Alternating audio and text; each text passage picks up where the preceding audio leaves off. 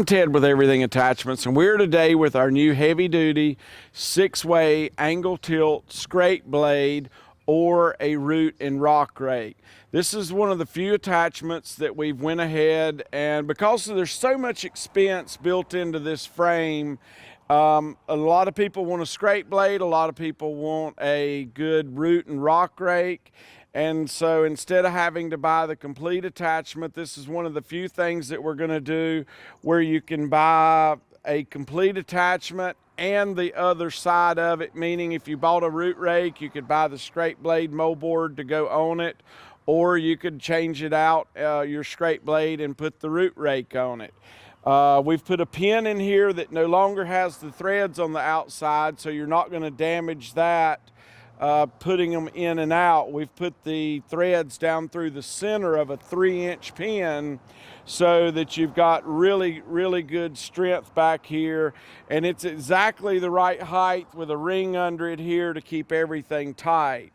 Now this blade has 2 cylinders on it now for hydraulics for the angle and the tilt. On the rear tail wheel you can get that hydraulic. I really like that particular one as a manual instead of a hydraulic, plus it saves you from needing as many hydraulics on your tractor. The reason I like this as a manual is once you set it, then you'll always be grading at the same height if that's what you're trying to do. If you move a hydraulic up and down without a level indicator on it, you may not know exactly where to go back to. So no more than you'll change that. That's just my preference. I like that manual. If you want it hydraulic, it is available. These are 4-inch by 12-inch stroke cylinders. 3.5-inch by 12-inch stroke cylinders. So you've got a lot of power there. For your tilts, you've got a 2x6 to give you a lot of angle on there. This blade is reversible. You just take out the pin here, reverse the blade, hook it back to the other side. These are 1-inch pieces where all the cylinders are connected to give it with bushings to give it a lot of durability and strength. This moldboard is 3/8. It has a huge wedge pocket back here to strengthen it all the way to the end.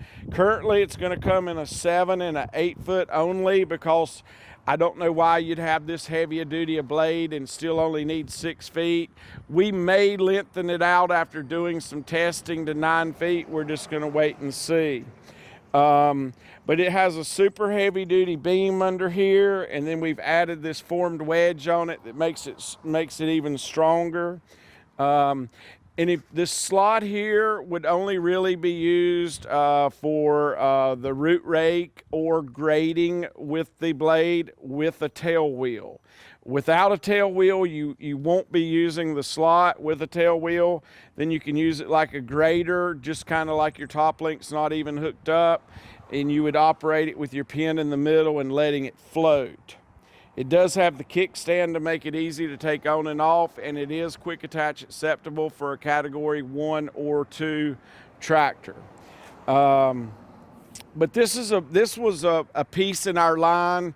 Right now, and I apologize for Everything Attachments, we hadn't made a video in a long time. And that's mainly because we're further behind on deliveries than we'd like. We're in process of moving to a larger factory right now. And we just have tried to not bring out, we brought in the new Land Shark line and it's added to our orders. It's gotten us further behind. We're trying to move into a new factory right now, which isn't helping. Once we get moved in, we'll get caught back up and get to where we can ship in 3 to 5 days like we like to be instead of weeks, which is just, it's not acceptable, but it's where we are right now. Our demand has been increased and we're just stuck in a small factory till we get moved. That being said, this line has been really good to us. We've got a lot of new things to do in the future. We've just got to get moved to our new factory. John, go ahead and crank it up. Let's show them the hydraulic part of this blade. And one thing you want to keep in mind, when you're scraping snow or something on a road and you'll be at fairly high speeds, when you angle, I didn't know this as a child, and a lot of people always came in to get their cutting edges put on when I worked in the shop for my dad. And usually one side or the other of the blade would be completely worn out and the other side would look brand new. And that's because when you angle a blade, if the beam that's on the axis for your blade, if it's not level, when it tilts, one side will go down and the other side will come up. So you want to make sure that you get your top link when it's all the way down to be level, so when you're tilting the blade, it stays even all the way across instead of lowering and raising it as it swivels. Okay, so I'm gonna let John do the angle of the blade first for you. So it's got a lot of angle, so if you were scraping snow, you've got enough angle to carry a pretty good speed and make sure that it stays directional and it cleans the blade really good. Do it real quick in the other direction so they can see the back of the blade. And if you see the back of the blade, you'll see what I mean. There's a huge amount of work that's done in this corner post here. That thing weighs over 200 pounds, just this one piece here with this 1-inch steel hook to it.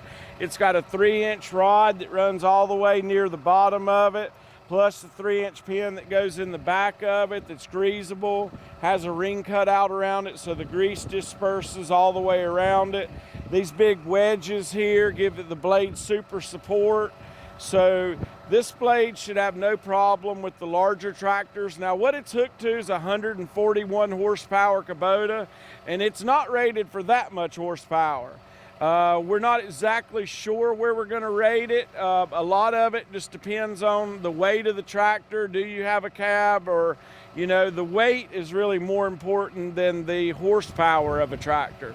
So we're trying to figure out exactly where to rate it. But this adds to a product that we hadn't had in a long time. Go ahead and raise it up and do the other hydraulic function where it offsets. So if you were scraping snow and you'd already made one pass or dirt or whatever, you can bring the blade way over to one side and still be able to do your work. So on the blade, we've already showed you the angle and the offset option, and we're going to show you the tilt option. Now, when you need tilt on an angle, you should use what you need. But when you're cutting, if you're trying to cut a ditch with the blade and you use all the angle and you use all the horsepower and the weight your tractor can do with just this outer edge, you've got it offset, you've got it tilted all the way down, you have put the blade in its worst position it can be in to be damaged. That doesn't mean you can't do it. It just means you need to be careful doing it, because this blade has a lot of tilt on it and you can offset it a lot. And if you overpower the tractor or get going too fast and the mass of your tractor moving can bend a blade if you're not careful. So when you're really tilted down and cutting, you need to really be careful depending on the size of the tractor you have, because this has a lot of angle. Go ahead and angle it down, John. So we've given you a lot of angle to work with. We just want you to be careful with it. Go back the other way.